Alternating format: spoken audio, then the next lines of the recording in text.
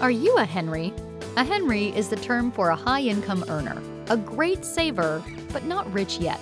Are you putting the next dollar you save into a registered retirement savings plan or into a tax-free savings account? Why not consider doing both? You may be thinking, I don't have the money to do both, but you can, and here's how. Let's say you earned $115,000 gross annual income for the year, and you managed to save 14% of your gross annual income, or $16,100. If you take that $16,100 and contribute to a registered retirement savings plan, given the current margin tax brackets, you defer tax at 38.5%. That will provide you with a tax refund of $6,198.50.